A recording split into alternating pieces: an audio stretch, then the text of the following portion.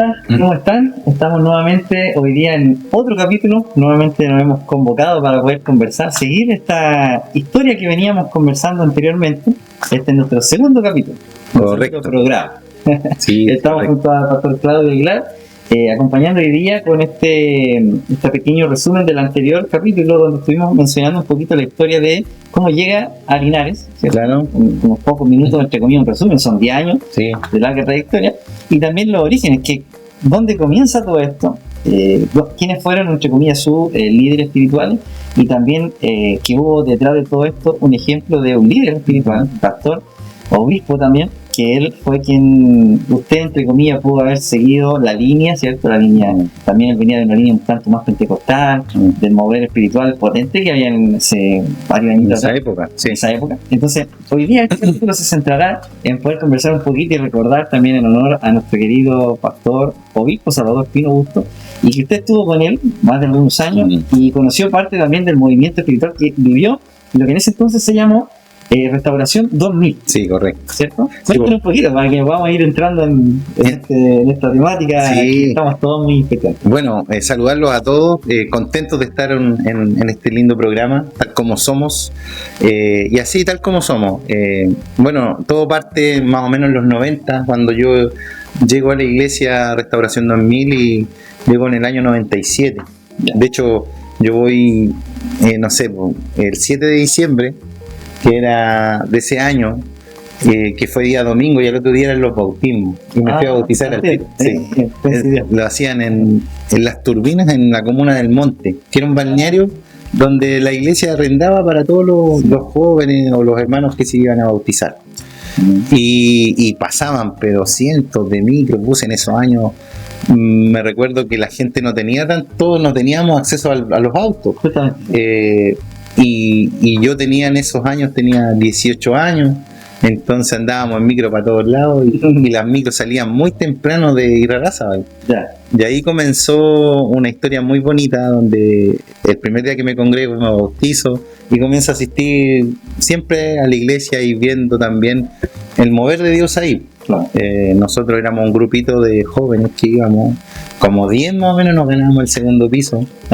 Y bueno, y ahí veíamos y cómo Dios usaba al obispo Salvador. Vimos muchas cosas lindas, milagros, vimos gente sanada, gente restaurada, matrimonios restaurados. Fue un mover tremendo, muchas masas se convocaban. Yo recuerdo mucho después cuando uno iba a las vigilias, que eran muy conocidas las vigilias de Restauración 2000. Lo que pasa es que, claro, porque en ese entonces, yo me acuerdo, no sé si ahí el pastor ya tenía, él siempre tuvo programas de radio, ¿cierto? Claro. Donde él, a través de la emisora, convocaba a las personas, ¿cierto? Y invitaba a la gente a asistir. Claro. ¿A usted le tocó también estar en esa etapa, no? Claro, yo, bueno, antes que yo fuera a Restauración, cuando yo no era cristiano, él aparecía en el canal La Red, Canal 4 en Santiago. Sí.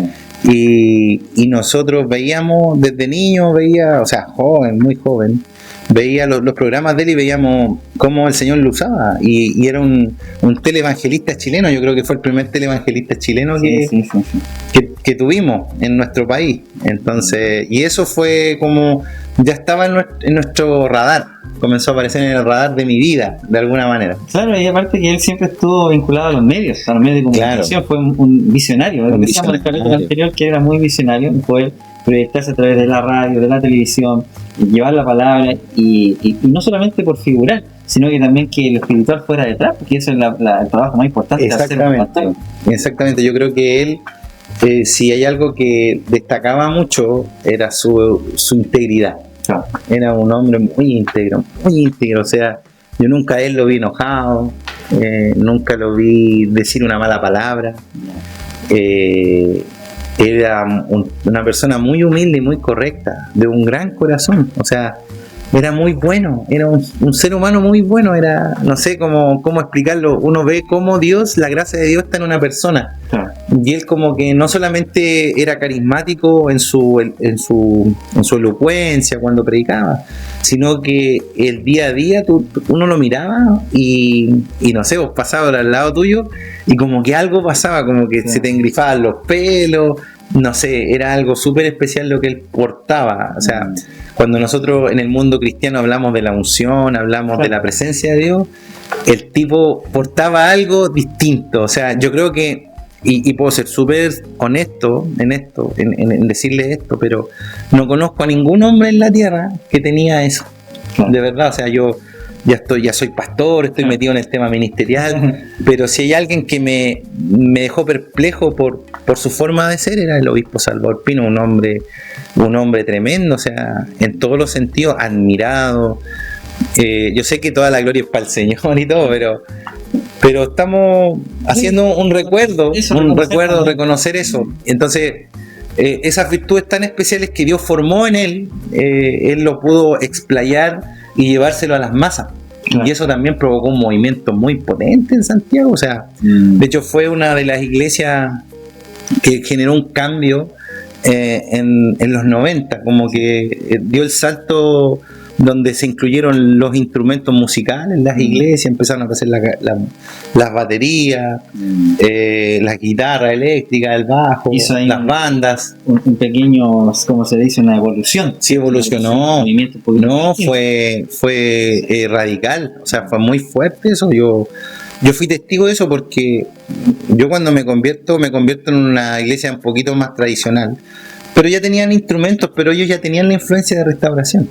Porque Restauración ya estaba en los 90, principios de los 90. Claro. Ya estaba con este mover. Entonces yo llego al 97 cuando estaba en la cúspide. Claro. ¿Me entienden? O ya venían ya de harto trabajo en este movimiento.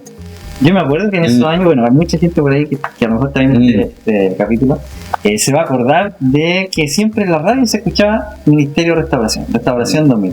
Era una cuestión que en la marca por sí sola se escuchaba el nombre. Claro. Entonces siempre cuando uno escuchaba la radio, siempre salía un anuncio, una invitación, o salía el obispo invitando con su voz, que también además tenía una buena voz de locutor, una voz de radio, un hombre que hablaba con mucha autoridad. Yo al menos siempre tengo ese recuerdo, yo también estaba muy pequeño cuando escuchaba la radio. Y siempre mis padres, que siempre les gustaba mucho escuchar la radio de mi papá, por ejemplo, y yo siempre estuve, de fondo siempre estaba la radio. Y yo recuerdo después salían las grabaciones con los mensajes del obispo y con los pastores también. Entonces, los pastores que les gustaba la radio, en esos años había muy poquitas radios AM, radio FM, que empezaron después. Y para la iglesia era un poquito limitado llegar a la televisión, a la radio no era muy fácil. Lo que pasa es que los costos eran muy altos. Muy altos. O sea, Juanito, tú tienes experiencia en televisión, trabajaste en radios importantes, en canales televisivos, y tú eres testigo de eso. O sea, veías que se mueve una industria y hay que tener muchas lucas para estar ahí. Entonces, el obispo pudo hacerlo y eso es tremendo. O sea, la iglesia movía muchos recursos para que el obispo pudiera salir en los distintos canales de los distintos medios de la época. Entonces fue una maquinaria muy potente de evangelismo. Sí. Yo creo que él cumplió el propósito del Señor en ese sentido, activar una nación donde también empezamos a mirar las estadísticas y ahí donde el pueblo evangélico cristiano se pega un salto. Claro. Un salto empieza a aparecer en la retina de los políticos, empieza a aparecer en la retina del país.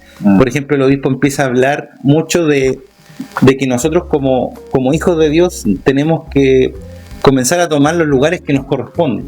Ya, las empresas, mucho de mi generación empezamos a estudiar en la universidad. Claro. ¿Por qué? Porque antiguamente se decía que no había que estudiar porque Cristo venía pronto, ¿cierto? ¿Se acuerdan, no? Como eclesiástica. No hagan. Claro. La universidad es una perdición. Exactamente. Y después comenzamos a salir esta nueva generación que empieza a estudiar en los 90. Claro. Se empieza a capacitar, empieza a ir a las universidades. Y comenzamos a ir a las iglesias y va gente de otro tipo, o sea, tipo intelectual, porque en la universidad uno aprende cosas nuevas y empezamos a dar nuestros aportes, sin perder también el mensaje inicial que es Jesús, o sea, y eso quizá el obispo logró ese equilibrio, porque empezamos a ver su audiencia y se empieza a llenar de empresarios, se empieza a llenar de profesionales. Entonces fue un mover tremendo. ¿Y qué pasó? Claro. Que empezamos a influir ya otros estratos sociales. No solamente el pueblo evangélico era era la iglesia de los más humildes o los más necesitados, sino que también empezó a ser la iglesia de la gente que tenía más dinero, de la clase media. Y eso también nos dio un empuje muy potente y empezaron a surgir otros movimientos en el país. Sí. Entonces fue un tremendo aporte en todo sentido. Y nos marcó como una pauta y nos marcó quizá el inicio de un cambio en nuestro país. Sobre todo cuando entramos ya a la era del 99, 2000, que ya el país ya tenía un bagaje en la democracia, ya estaba un poquito más entrando al neoliberalismo, donde ya existía la posibilidad de ser más, estaba ese mensaje de poder ser más en el mundo, que no solamente te podías conformar con lo que eres, sino que había más para ti. Y eso conjugó para hacer un ministerio muy exitoso y muy influyente en nuestro país. Bueno, estamos hablando de nuestro querido pastor, obispo, fundador del Ministerio de Restauración 2000 en esos años, y que hoy ya su nombre fue abreviado, ¿cierto? Diciendo, entre comillas, una pequeña actualización, que es más conocido hoy día también a través de las redes sociales, a través de lo que son las transmisiones de YouTube, por ejemplo. Sí. Es muy potente las transmisiones, y muy bonita además, lo que fue Mires hoy, Mires Central, y viene siendo Ministerio de Restauración, pero abreviado. Ya es una pequeña definición y descripción de lo que está actualmente el Ministerio de Restauración como fundador del pastor Salvador Pino, y que hoy también queda su legado como un hijo, un hijo de sangre, y además que es hoy día el pastor, me imagino, presidente de esta organización, ¿cierto? Nuestro pastor principal. Y que también de ahí salen diferentes áreas. Me imagino, no sé si el pastor Salvador Pino, cuando él estaba en vida, ya habían inaugurado algunas sedes, ¿cierto? En regiones. No sé si no estoy al tanto de esa información. Sí, pues, bueno, pero ahí es donde aparece Mire el Claro. Estamos, yo como les decía, estamos hablando de 2000, 2001, 2002, etcétera, etcétera. Bueno, y yo ya estoy más grande, termino mi carrera, conozco a mi esposa en la iglesia, me caso con ella, y dentro de ese contexto me voy a vivir a Pirque. Ya, entonces yo le aviso al obispo, ya no me voy a poder congregar acá por temas de distancia, me quedaba muy lejos, y me voy a la iglesia de su hijo que tenía en Puente Alto, era la iglesia más cercana que yo tenía. Así que aparezco en la iglesia de Puente Alto, donde estaba nuestro pastor Marcelo Pino, su hijo menor, y él empieza a crear este cambio, él promueve este cambio donde la iglesia de restauración pasa a ser Ministerio de Restauración o Mires. Ya teníamos un logo distinto. De hecho, ¿te acuerdas, Juanito, que teníamos un logo diferente en fondo azul, letras blancas? Y comenzamos a congregarnos ahí con mi esposa, y vemos también quizás un poco que nuestro obispo ya entra en otra etapa de su vida también, un poco más adulto, más anciano, y donde vemos también que el legado y la posta la empieza a tomar nuestro pastor Marcelo, en términos de cómo hacer iglesia. Bueno, nuestro pastor tiene una tremenda formación teológica, también es un hombre de Dios, una tremenda persona, muy inteligente, muy hábil, tiene muchas habilidades. Visionario también. Muy visionario. De su padre también. Claro, por supuesto. A la vanguardia, pero muy de bajo perfil. Porque, por ejemplo, vemos un obispo Salvador muy conocido en todo nuestro país. Más mediático. Pero vemos un pastor Marcelo un poco más sencillo en eso. Como un hombre de familia, etcétera, etcétera. Y él, de alguna manera, nosotros comenzamos a ir a su iglesia y comenzamos a ver un modelo de iglesia. Yo creo que una de las cosas lindas que tiene Mires es que tiene una estructura de cómo hacer iglesia, de cómo ser parte de una comunidad. Y definida, bien marcada. Y eso quizá nos comenzamos a impregnar de la visión. Que para ese entonces era un tanto diferente, porque también tiene que haber algunos esquemas, ¿cierto? Hacer una evolución, un cambio, con una visión distinta. ¿Cierto? Que también me imagino un pequeño quiebre ahí y de decir, oye, vamos a trabajar con una nueva modalidad, pensando en el futuro también de las próximas generaciones. Claro, lo que pasa es que si hay algo que en general han tenido los ministerios de restauración o Mires, esta mirada país, esta mirada de los tiempos, y siempre han ido un poquito más adelantados, son muy pioneros en eso. Y yo creo que eso hay que destacarlo, y estoy muy contento de ser parte de esto también. Claro. O sea, un orgullo para mí, una bendición trabajar con ellos en ese aspecto de ir mirando hacia adelante, mirando qué es lo que está sucediendo, qué es lo que está pasando. Y nosotros ahí en el 2000, estamos hablando de 2007, nace mi hijo, empecé a llevarlo a la iglesia, etcétera, etcétera. Y ya por ahí, por el 2011, comenzamos nosotros a trabajar con mi esposa en la iglesia. Ella parte primero, mi esposa tiene un tremendo llamado al servicio, empezó a trabajar, ella iba a hacer aseo en la iglesia, ella iba casi todos los días, hacía aseo. Y después nuestro pastor comienza a construir el templo que es Mire Central hoy día.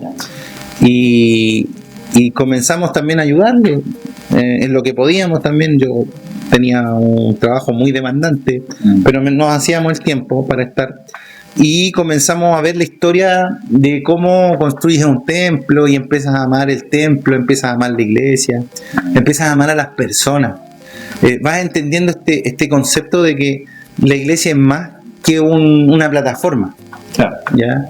Que la iglesia es un todo, son las personas, son los niños, los ancianos, los matrimonios, los varones, las mujeres. Y eso yo creo que es algo muy lindo que tiene Mires, es algo muy potente que tiene Mires en nosotros y que lo llevamos en el corazón.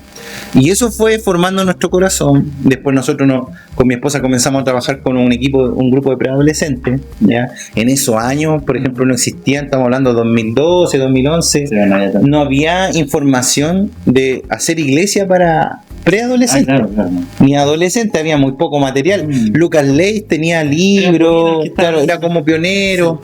No teníamos tanto acceso a autores en YouTube o redes sociales. Recién Facebook se estaba posicionando en el mundo. Entonces había que acudir a los libros, y empezamos a estudiar, formamos un equipo. Siempre Mires ha tenido buenos equipos de trabajo.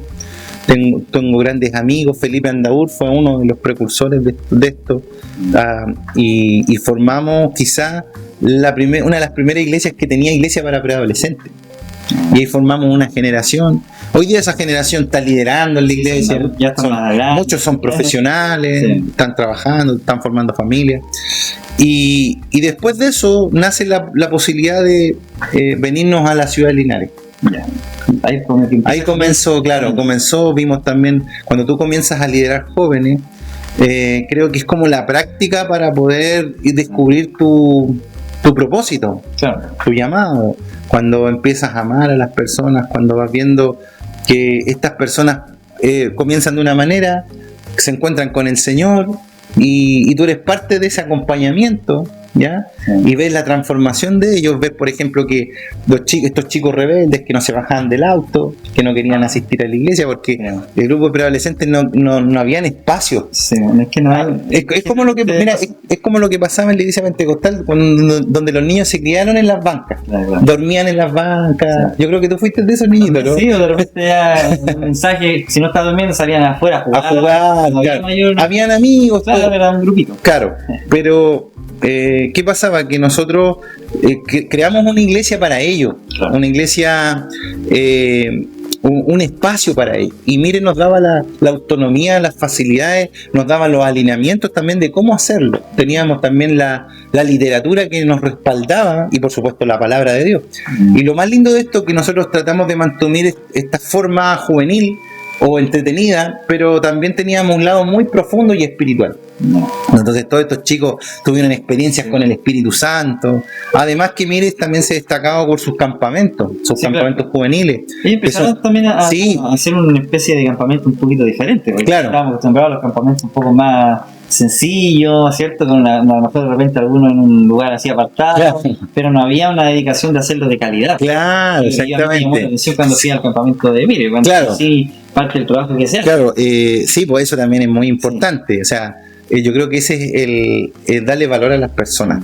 O sea, y de hecho, una de las cosas que se esmera la iglesia en general, y es lo que uno también ha aprendido, es tratar de llevarle valor a las personas. Y ellos generan un campamento de de un lindo estándar, de un alto estándar. Claro. O sea, algo que no tiene discusión, es algo muy lindo. O sea, los campamentos de Mires son tremendos campamentos con tremendos expositores. Y en esa época, estamos hablando ya del 2000, yo ya asistía, cuando soltero asistía a los campamentos, y eran muy buenos todo. Pero poco a poco, las cosas fueron cambiando, fueron evolucionando, y vemos nuestros líderes que comienzan a darse cuenta cuáles son las temáticas y empezar a focalizar ya los grupos de trabajo. Y de esa manera estos campamentos comienzan a tener una mirada muy focalizada y muy específica, y generan espacios de mucha calidad, de mucho estándar, pero también de un encuentro con Dios, que ha ayudado hoy día a tener un tremendo movimiento juvenil que ellos tienen, llamado Cultura Real, muy bueno, Cultura, que es un amigo que es pastor, amigo mío, él está a cargo, y otros jóvenes más que también trabajaron conmigo. Y bueno, y eso también permite que nosotros, con toda esa información, con toda esa formación, nosotros también llevemos un movimiento acá en la ciudad de Linares, ¿ya? Y hemos trasladado quizá mucha de la visión de la iglesia Mires Central a la iglesia Mires Linares. Entonces, cuando nos venimos con el ADN, con el chip aquí en la cabeza y en el corazón, y comenzamos a hacer este tipo de iglesia, que al principio, claro, no fue fácil. Bueno, es diferente, por lo que hablábamos en el capítulo anterior, encontrarte con una cultura que es muy distinta. Pero hemos ido paso a paso, y en estos 10 años, ya vamos a cumplir 11, hemos visto cómo el Señor nos ha provisto y cómo el Señor también nos ha dado las personas indicadas para poder hacer un trabajo también llevado a la excelencia. También nosotros hacemos un campamento para nuestros jóvenes. También le tenemos un nivel, bueno, Juanito aquí está a cargo de la cocina, es nuestro coordinador de la cocina. Y también ver los menús, ver la calidad con la que trabajamos, los costos que tenemos no son altos, pero sí también mantenemos un estándar, porque creemos que las personas merecen un estándar, las habitaciones que tenemos, es un lugar bonito, ¿cierto? Buenos invitados, los contenidos del campamento también están estudiados. Entonces, de verdad que es una iglesia muy, muy linda, mire, de verdad. Y a nivel nacional toda esta visión está expandida. Claro. Está expandida desde Panguipulli, tenemos una iglesia en Arauco, tenemos una iglesia en Temuco, en Concepción, tenemos en San Pedro, ahí en San Pedro de la Paz hay 2, está Job y está, mire, San Pedro. Después nos venimos más acá, ya estamos nosotros acá en Linares, y después viene Molina, que también la estamos viendo, y después para el norte Mires Central, y en Santiago, bueno, Mires Maipú, está Mires Poniente, ya que es algo bien lindo ahí que ha pasado, donde está mi amigo Rodrigo Chandía, está Mires Colina, está Espacio Vida, que está nuestro pastor Miguel Ángel Salas, que él arrienda un salón de un hotel en Providencia. Está Mires La Liga, que es un concepto muy diferente a hacer iglesia, muy, muy familiar, y los chicos creo que trabajan en la Florida, en Macul. Está Nelson y Natalia ahí como pastores. Y después ya nos vamos un poquito más al norte, y hay un movimiento en Coquimbo y en Ovalle, sí, que también están plantando iglesias. Así que ha sido muy bonito, ha sido un viaje muy lindo, y bueno, y de aquí en adelante también nosotros seguir visionamos también con una iglesia que que ame a las personas y que influya a comunidades, que en el fondo ese es como el resumen de la visión que tiene Mires. En el fondo, de hecho nosotros la tenemos en un mural gigante, es lo primero que se ve, la visión de la iglesia.